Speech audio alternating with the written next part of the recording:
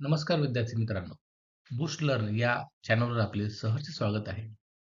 आज आपण प्रश्नपत्रिका क्रमांक 2 बघणार आहोत. तलाठी भरती 2026 MPSC पॅटर्न प्रमाणे ह्या प्रश्नपत्रिका असणार आहेत. हे आपण आधीच सांगितलेलं आहे. चला सुरुवात करूया. सुरुवात करण्यापूर्वी आपण जर चॅनलवर नवीन असाल तर चॅनलला सबस्क्राईब करा आणि बेल आयकॉन प्रेस करा. चला तर सुरुवात करूया.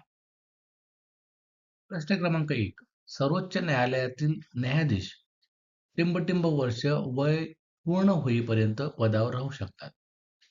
तर याचं उत्तर आहे वयाची 65 वर्ष हे त्याचं उत्तर आहे. थोडीशी अजून याविषयी विस्तृत माहिती आपण घेऊया.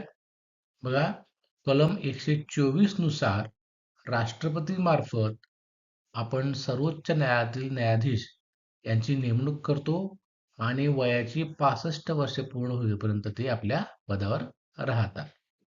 आता सर्वोच्च न्यायालयातील न्यायाधीशांसंदर्भातला चालू घडामोडीचा प्रश्न असा येऊ शकतो. बघा, भारताचे सर्वोच्च न्यायालयाचे विद्यमान सरन्यायाधीश हे सूर्यकांत हे आहेत आणि त्यांनी 24 नोव्हेंबर 2025 ला देशाचे 53वे सरन्यायाधीश म्हणजे चीफ जस्टिस म्हणून शपथ घेतलेली आहे.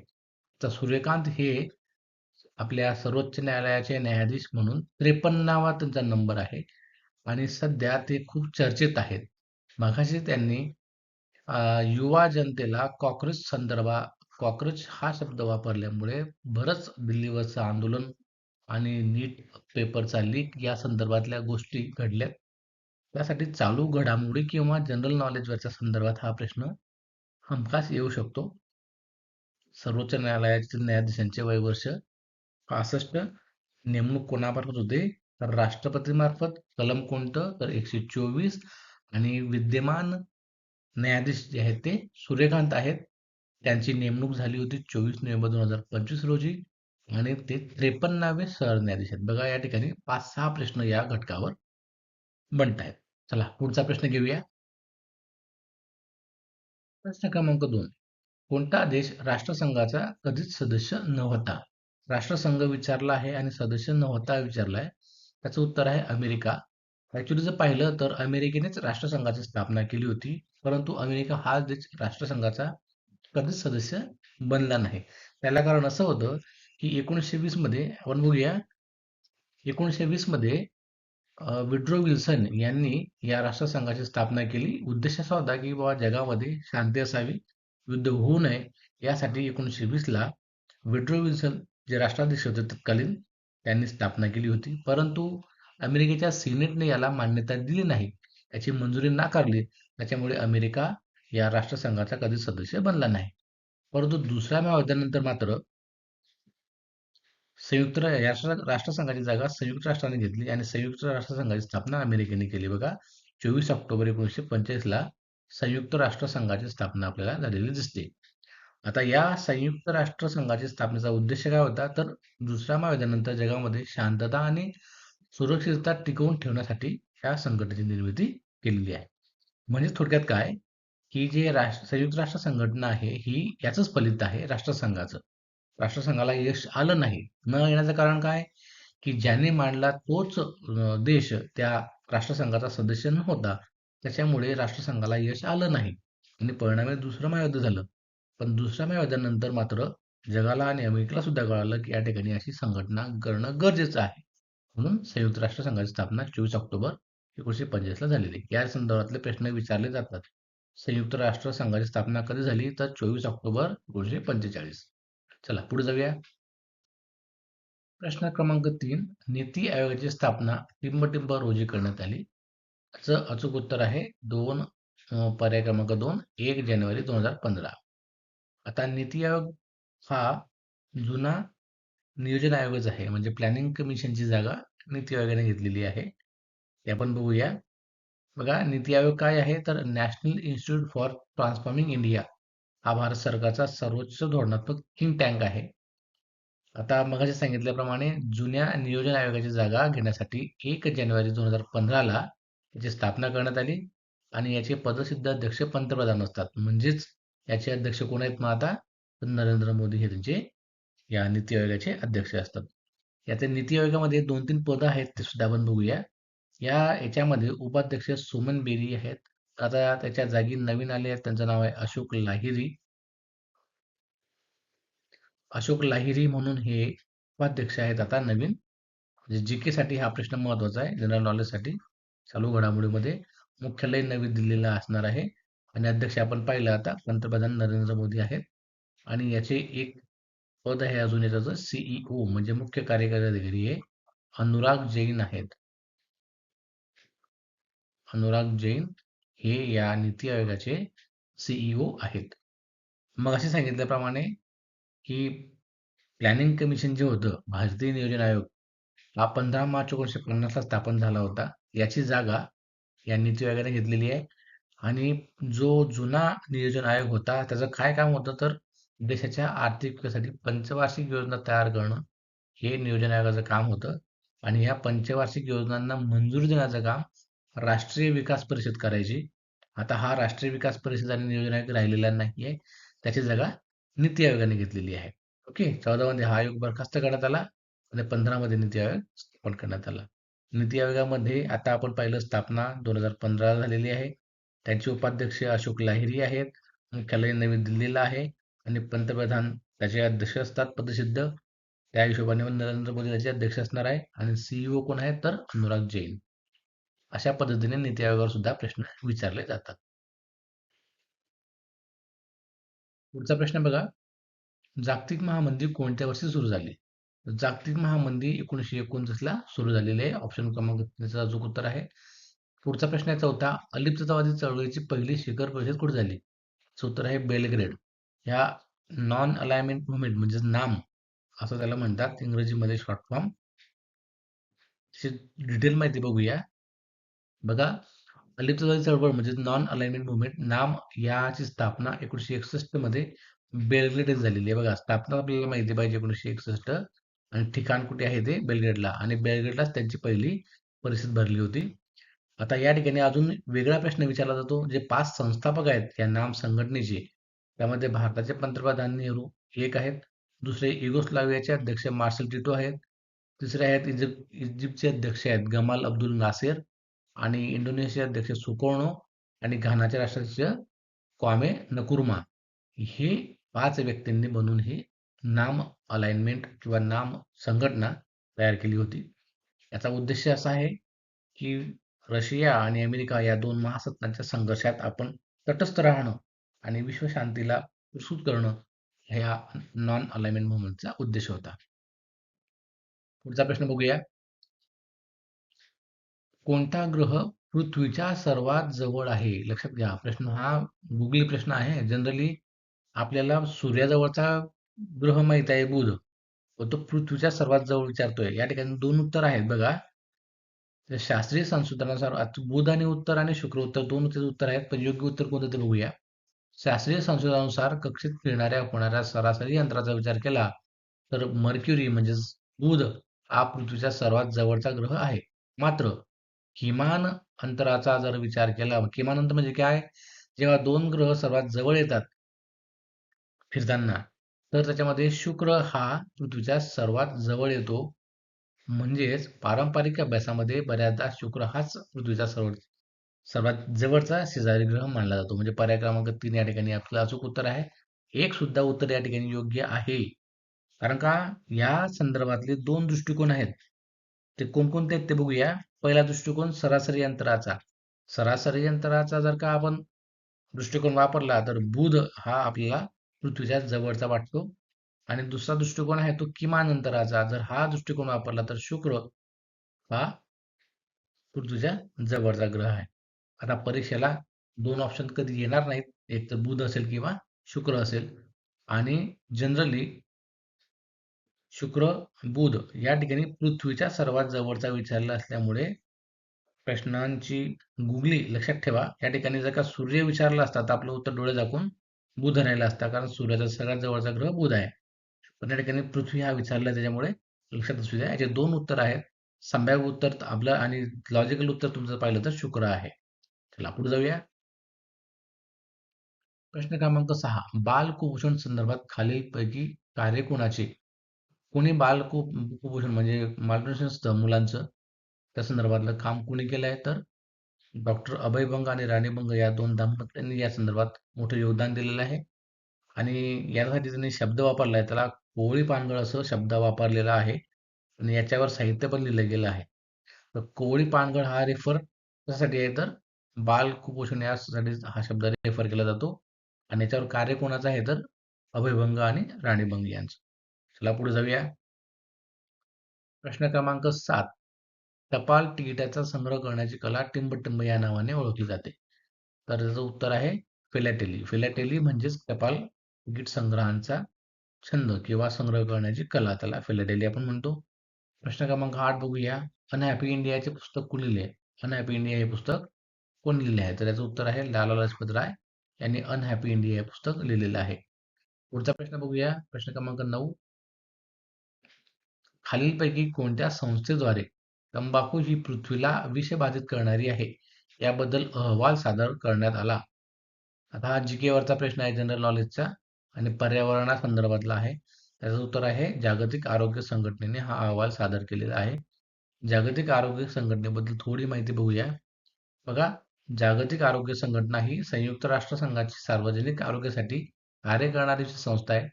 हिची स्थापना 7 एप्रिलला झालेली आहे 48 मध्ये. म्हणजे 7 एप्रिल 1948 ला WHO म्हणजेच जागतिक आरोग्य संघटनेची स्थापना झालेली आहे.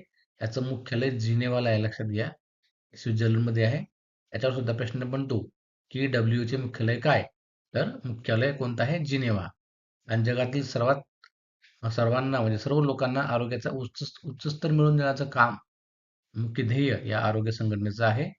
आणि 7 एप्रिलला ची स्थापना झाल्यामुळे 7 एप्रिल हा दिवस आपण जागतिक आरोग्य दिवस म्हणून साजरा करतो.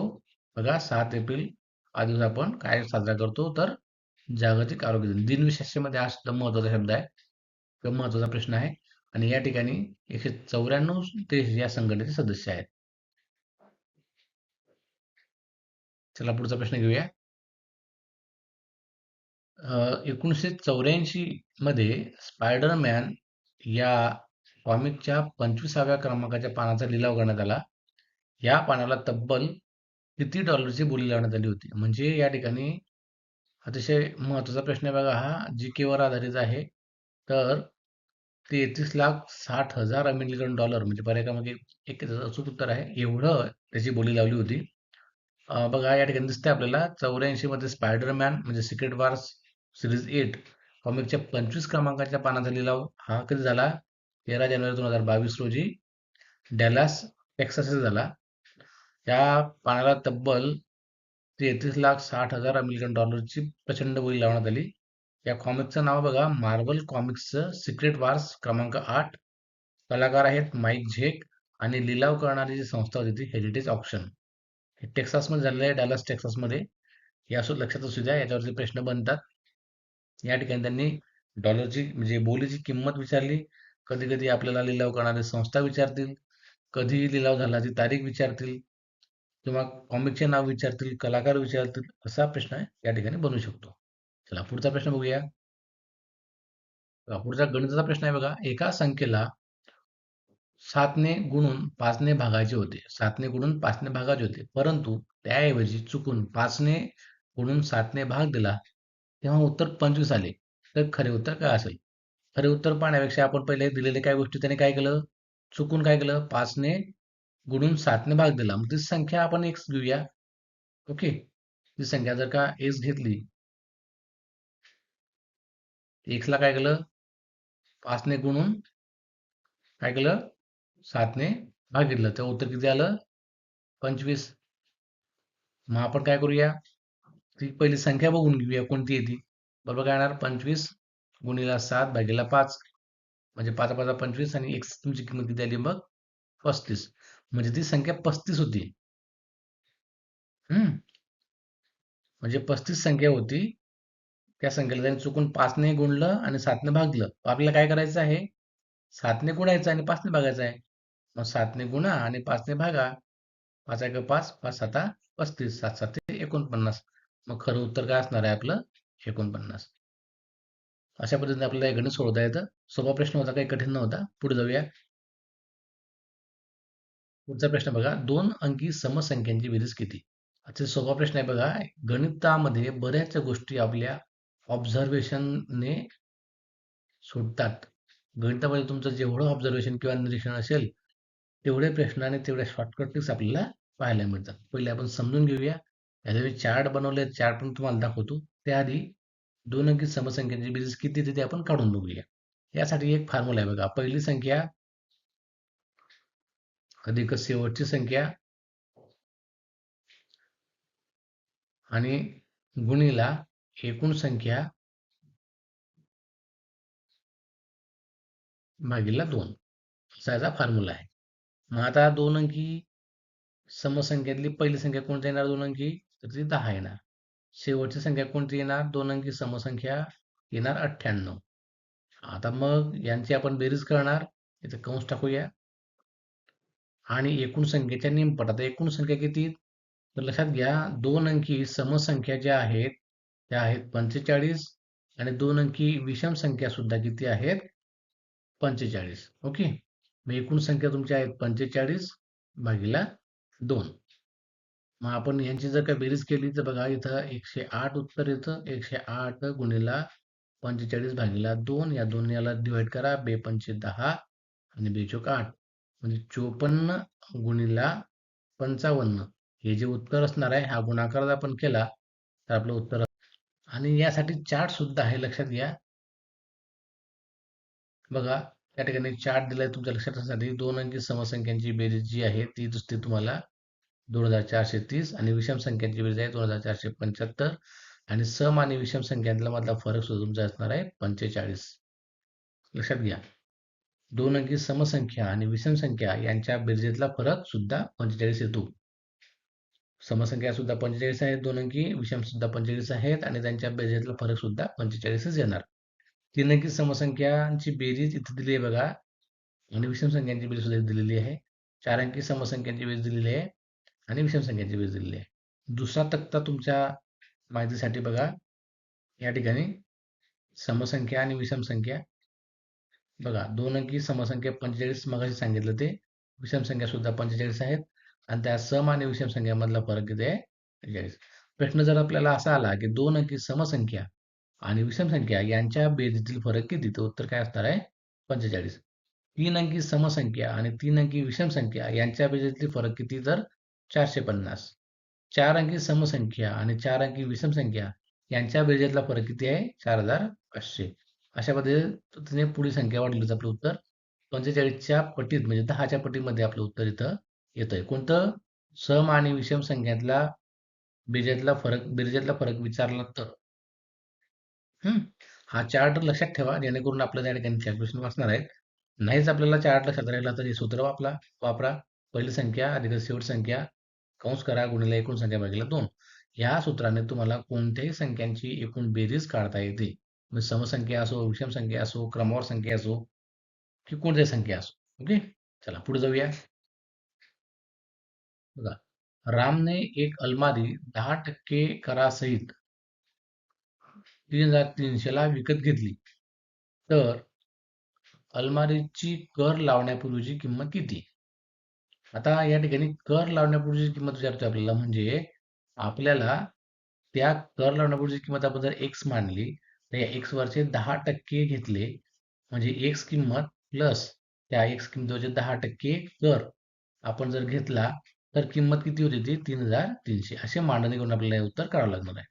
मग बघा, एक्स अधिक 10x छेद 100 बरोबर 3300. सोडूया पुढे. या ठिकाणी किती येणार? ते 110x छेद 100 बरोबर 3300. आपल्याला एक्सची किंमत म्हणजे ही जी मूळ किंमत काढायची आहे. एक्स बरोबर काय येणार? तर 3300 गुणिले 100 भागिले 110. हा इथं गुणिला इथं भागिला होईल, हा इथं भागिला इथं गुणिला जाणार. हा शून्य जाईल, हा शून्य जाईल. 11 × 11 11 किती येते आणि हा शून्य म्हणजे 30 गुणिला 100 म्हणजे उत्तर किती आपलं 3000. म्हणजेच कर लावण्यापूर्वी त्या वस्तूची किंमत किती असणार आहे? 3,000 असणार आहे. या ठिकाणी बरेच विद्यार्थी काय करतात, याचे 10% काय करतात, रक्कम 3,310% किती येते? 330 येते. मग 330 यातून वजा करतात आणि उत्तर काढतात. आपलं उत्तर 2,069. पण हे रॉंग आहे हा. याचं अचूक उत्तर आहे 3,000. अशा पद्धतीने आपल्याला या ठिकाणी उदाहरण सोडवायचं आहे. डायरेक्ट या किमतीला 10% वजा करून ह्या किमतीतून वजा जर उत्तर केलं तर रॉंग येतं. पहिली ती किंमत तुम्ही एक्स माना आणि त्याच्यावर त्या एक्स किमतीवरचे 10% त्यांनी कर घेतलेला आहे. मग ती ऍड करा आणि ऍड करून आलेली त्या अलमारीची किंवा कपाटाची किंमत जी आहे ती मांडा आणि सॉल्व्ह करून आपल्याला मग मूळ किंमत या ठिकाणी कर लावण्यापूर्वीची आपल्याला दिसते. चला पुढचा प्रश्न बघूया. बघा या ठिकाणी सुद्धा सेम प्रश्न आहे. 51 ते 70 संख्येपर्यंत येणाऱ्या विषम संख्यांची बेरीज त्याच दरम्यान येणाऱ्या सम संख्यांच्या बेरजेपेक्षा कितीने कमी आहे?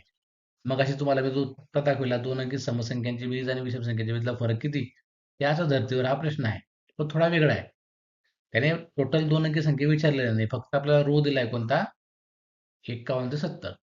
ह्या प्रश्नाचं उत्तर काढण्यापूर्वी ऑब्झर्वेशन कसं काम करतं गणितामध्ये आणि आपल्याला उदाहरण सोडवताना त्याचा किती फायदा होतो आणि किती पटकन उत्तर निघतं याचं तुम्हाला एक डेमो सांगतो बघा. आपल्याला माहितीसाठी बघू 1 ते 10 मध्ये जर का मी समसंख्या घेतल्या 2, 4, 6, 8 आणि 10. विषम संख्या घेतल्या 1, 3, 5, 7 आणि 9. आता यांची बेरीज जर केली तर बघा किती येते? 6 आणि 4 10, 8 आणि 2 10 आणि 10 म्हणजे 30 आली. ओके. या ठिकाणी 7 आणि 3 10, 9 आणि 1 10 आणि 5 इथं 25 आली. मग आता सम आणि विषम याच्यातल्या बेरीजला फरक किती आला तुमचा? इथं 5. 30 25 गेले 5. म्हणजे 1 ते 10 मध्ये 1 ते 10 1 ते 10 या रो मध्ये सम आणि विषम संख्यांच्या अंकांची बेरीज मधला फरक किती आला तुमचा? 5 आला. हाच फरक कंटिन्यू राहतो ना. 11 ते 20 मध्ये सुद्धा सम आणि विषम संख्यांच्या बेरीजला फरक सुद्धा हा 5च असणार आहे. करून बघूया बघा. 11, 13 विषम संख्या घेतो मी आधी. 15, 17, 19. या ठिकाणी 12, 14, 16, 18, 20 ह्या समसंख्या घेतल्या, या विषम संख्या घेतल्या. बघा 19 आणि 11 ते झाले 30 आणि हे बघा 30 60 आणि 70 75 यांची येणारी बेरीज 75. ऑब्व्हियसली यांची बेरीज 80 असणार असायला पाहिजे. बघा 20 झाले 18 आणि 20 ते झाले तुमचे 30 आणि हे 30 60 आणि 2 सॉरी 20 80. बघा 75 आणि 80 यातला फरक किती आला तुमचा? 5. म्हणजे तुमच्या लक्षात आलं असेल की कोणताही रो 1 ते 10 घ्या, 11 ते 20 घ्या किंवा 21 ते 30 घ्या. प्रत्येक रो मध्ये सम आणि विषम संख्यातल्या बेरजेचा फरक किती असतो? 5 असतो. ओके. आता या ठिकाणी बघा उदाहरण तुम्हाला दिलंय 51 ते 70च्या दरम्यान. आता 51 ते 60 मध्ये किती फरक येणार? तो समविषम मधला 5. 61 आणि 70 मध्ये किती फरक येणार? तो 5. म्हणजे 2 रो आहेत. 5 आणि 5 किती झाले? 10. म्हणजे 51 ते 70 संख्येपर्यंत येणाऱ्या विषम संख्या आणि समसंख्या यांच्या बेरजेतला फरक किती असणार आहे? 10. मग तुम्हाला जर की रो जर वाढवला या ठिकाणी जर मी असं म्हटलं असतं, काय म्हटलं असतं? 11 ते 70 च्या दरम्यान समसंख्या आणि विषम संख्या यांच्या बेरजेतला फरक किती? आपण रो मोजले असते. 11 ते 20 1, 21 ते 30 2, नंतर 31 ते 40 3, 41 ते 50 4, 51 ते 60 5 आणि शेवटचा 61 70 6. 6 म्हणजे 30 आपलं उत्तर राहिलं असतं 30. जर का या ठिकाणी 11 राहिलं असतं. थोडक्यात मला असं सांगायचं आहे की कोणत्याही रो मध्ये 1 ते 10 या क्रमवार संख्यांच्या रो मध्ये सम आणि विषम संख्येच्या बेरजेतला फरक हा 5 असतो. कुठे तुम्ही 91 ते 100 जरी घेतला तरी यांच्या दरम्यान असलेल्या समसंख्या आणि विषम संख्या यांच्या बेरजेतला फरक हा 5च असणार आहे. या धर्तीवर प्रश्न होता. या ठिकाणी 2 रो होतात 5 दुनी 10 आणि या ठिकाणी उत्तर आपलं 10 उत्तर आपल्याला अचूक सांगता येतं. पुढचा प्रश्न आहे बघा. 2 क्रमवार क्रमागत म्हणजेच क्रमवार विषम संख्यांच्या वर्गातील फरक 112 आहे. तर त्यापैकी लहान संख्येचा वर्ग किती? ते सोपा प्रश्न आहे. बरेच विद्यार्थी काय करतात? ही संख्या x मानतात. पुढची क्रमवार विषम संख्या येणार x अधिक 2. मग x अधिक 2 चा वर्ग करतात. त्यातून x वर्ग तुमचा वजा करतात आणि त्याचा फरक 112 दिलेला आहे. हे समीकरण सोडवतात. परंतु या समीकरणाला ते उत्तर येत नाही. आणि याच्यामध्ये आपल्या कॅल्क्युलसमध्ये वेळ जातो आणि वेळ गेलेला असतो, उत्तर येत नाही, उत्तर आलेलं नसतं. आपलं मानसिक संतुलन त्या ठिकाणी डिस्टर्ब होतं आणि त्याचा परिणाम आपल्या पुढच्या प्रश्नांवर होतो. परीक्षा हॉलमधली ही रिअल सिच्युएशन आहे. म्हणून अशा गुगली प्रश्नांना बळी न पडता याला शॉर्टकट ट्रिक काय आहे ते बघूया. जेव्हा जेव्हा दोन क्रमागत विषम संख्येच्या वर्गातील फरकाचं उदाहरण असतं, तेव्हा हा जो फरक आहे, या फरकाला जर आपण 2ने भागितलं, तर येणारं उत्तर जे असतं ते त्या दोन क्रमवार विषम संख्यांची बेरीज असते. ते कसं? तर एक छोटं उदाहरणाने आपण बेसिक समजून घेऊया आणि मग हे उदाहरण सोडवूया. बघा, या ठिकाणी एक दोन संख्या घेऊया आपण. क्रमवार विषम संख्या, एक 5 घेऊ आणि दुसरी 7 घेऊ. क्रमवार समसंख्या, सॉरी, विषम संख्या आहेत त्या. क्रमवार विषम संख्या. आता या 7चा वर्ग किती येणार? 7चा वर्ग तुमचा येणार 49 आणि 5चा वर्ग तुमचा येणार 25. याच्यातला फरक किती येणार? उदाहरणाप्रमाणे दोन क्रमवार विषम संख्यातल्या वर्गाच्या फरक किती येतो? 49 वजा 25, तर येणार तो 24. फरक 24 आला. या फरकाला 2ने मी भागितलं तर उत्तर किती येत आहे माझं? बेक बे बेदुने 4 म्हणजे 12. 12 काय असणार आहे? त्या दोन क्रमवार विषम संख्यांची बेरीज, हे मला सांगायचं आहे. ओके. मग हाच फॉर्म्युला या ठिकाणी आपण वापरणार आहोत. बघा, हे तुमच्या लक्षात आलं आता, की जेव्हा दोन क्रमवार विषम संख्यांच्या वर्गातला फरक दिलेला असतो, त्याला जर का आपण 2ने डिवाइड केलं, आपल्याला जे येणारं उत्तर आहे ते काय असतं? त्या दोन क्रमवार विषम संख्यांची बेरीज असते. ओके. मग आता या ठिकाणी आपल्याला दोन क्रमवार विषम संख्येच्या वर्गातला फरक दिला 112. 112ला आपण 2ने डिवाइड करणार. उत्तर किती येते माझं? 56. 56 काय आहे? 56 त्या क्रमवार विषम संख्यांची बेरीज आहे. मगाशी बोललो मी. मग x मानली पहिली संख्या, दुसरी x अधिक 2 मानली. या दोघींची बेरीज किती आहे? 56. बघा, 2x अधिक 2 बरोबर 56. मग 2x बरोबर 54 आणि x बरोबर 54 भागिले 2 म्हणजेच किती उत्तर तुमचं? 27. अशा पद्धतीने उत्तर तुमचं 27 येणार. लहान संख्या 27 येणार. 27चा वर्ग किती? 27चा वर्ग आहे 729, म्हणजे पर्याय क्रमांक 2 तुमचं अचूक उत्तर असणार आहे. आता मी मगाशी बोललो होतो तुम्हाला, की तुम्ही जर का x अधिक 2 ही आणि x ही संख्या मांडली आणि याचा वर्ग वजा x वर्ग केलं आणि 112 उत्तर या समीकरण सोडवण्याचा प्रयत्न केला, तुम्हाला उत्तर मिळणार नाही. तुम्ही स्वतः करून बघा वाटल्यास. त्यासाठी ही पद्धत न वापरता या फरकाला 2ने भागा, तुम्हाला त्या दोन संख्यांची बेरीज मिळणार. त्या दोन संख्या कशा आहेत? त्या क्रमवार विषम संख्या आहेत. मग पहिली जर का विषम संख्या x मानली, तर दुसरी क्रमवार विषम संख्या x अधिक 2 येणार. म्हणजे दोघींची बेरीज 56 आहे. हे जर समीकरण सोडवलं, उत्तर आपल्याला 27. 27चा वर्ग विचारला जात आहे, लहान संख्येचा वर्ग. उत्तर आपलं असणार आहे 729. किंवा लहान संख्या विचारली असेल, उत्तर असणार आपलं 27. विद्यार्थी मित्रांनो, प्रश्न घेण्याचा उद्देश असा, की बऱ्याच विद्यार्थ्यांना या प्रश्नामध्ये प्रॉब्लेम येतो आणि बरेच विद्यार्थी या पद्धतीने जातात आणि या ठिकाणी आपला वेळ वाया घालतात आणि गुणही वाया घालतात. असं होऊ नये म्हणून हा मी प्रश्न घेतलेला आहे. चला, पुढचा प्रश्न बघूया. पुढचा प्रश्न बघा. 68 ते 91 संख्येपर्यंत येणाऱ्या विषम संख्यांची बेरीज त्याच दरम्यान येणाऱ्या समसंख्यांच्या बेरजेपेक्षा कितीने कमी आहे? आता मगाशी मागच्या प्रश्नामध्ये आपण क्लिअर रो घेतला होता, 51 ते 70. याच्यामध्ये तुम्हाला 51 ते 60चा एक रो आणि 71 ते 70चा एक रो, सॉरी, 61 ते 70चा एक रो, असे दोन रो क्लिअर दिसत होते. पण या ठिकाणी रो नाही आहेत, या ठिकाणी मध्येच संख्या घेतल्या आहेत, 68 आणि 91. तर मग ह्यावेळेस काय करायचं?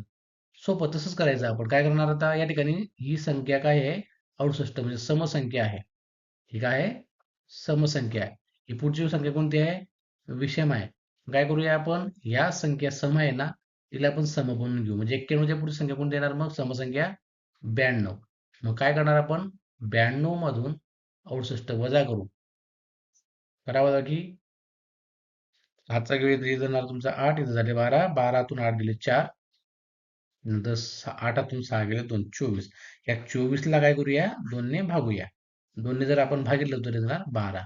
म्हणजेच 68 ते 91 यांच्या दरम्यान येणाऱ्या समसंख्या आणि विषम संख्या यांच्या बेरजेतला फरक किती असणार आहे? 12.